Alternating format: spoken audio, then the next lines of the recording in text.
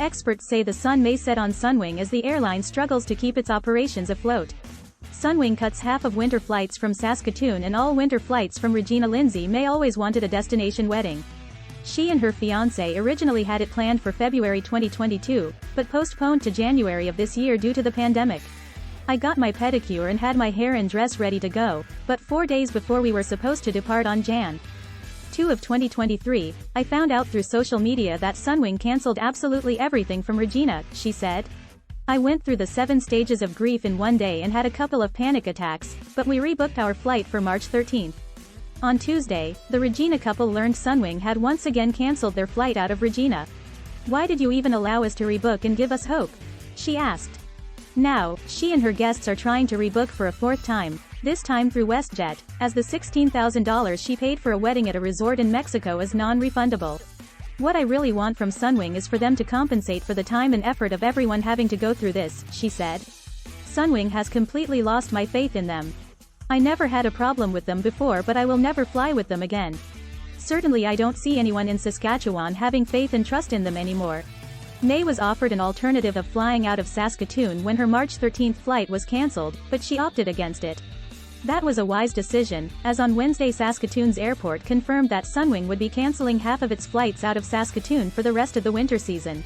Lisa Adams Krahenbuhl was ready to go to Cuba with her kids after the pandemic delayed earlier plans, but a day before their departure the Sunwing flight out of Regina was cancelled. I don't understand why they have to cancel now.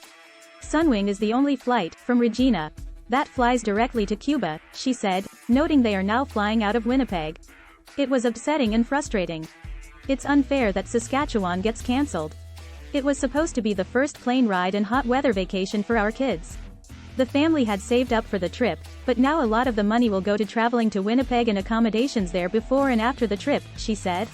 A recent survey from Angus Reid Institute found that almost as many Canadian respondents blamed the airlines and rail companies, 68%, for the holiday travel chaos as blamed the weather, 70%. 1 in 3 also pointed the finger at the federal government. The survey also found a strong desire from respondents for more government regulation to protect consumers from cancellations. The poll surveyed 1,611 Canadians and had a margin of error of plus or minus 2.5%, 19 times out of 20. Due to all the disruptions in 6 months, the U.S. is considering re-regulating the business, but I don't hear similar noise coming from Canada, said John Graddick, an aviation expert and a lecturer in the aviation management program at McGill University. It's a failure on the part of Sunwing to understand that their schedule was a little too aggressive or optimistic. Graddick said the Canadian government is being silent. In a written statement Wednesday, the Office of the Minister of Transport said airlines are private entities that decide their own flight frequency and destinations, and not at the direction of the government. Regarding WestJet's proposed acquisition of Sunwing Vacations and Sunwing Airlines, the minister determined that the transaction raised public interest considerations related to national transportation, the statement read.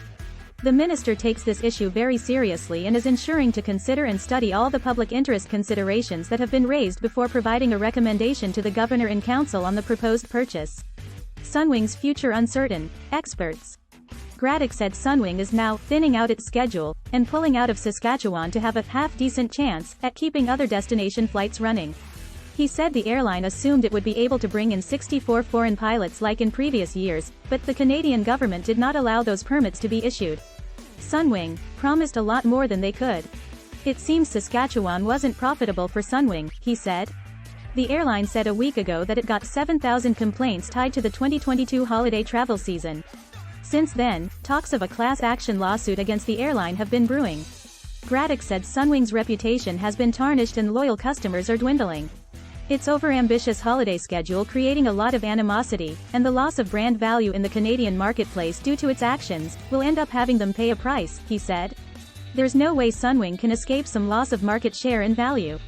Graddick said the airline has 15 more days to address compensation concerns from its passengers before they can proceed to the Canadian Transportation Agency, CTA.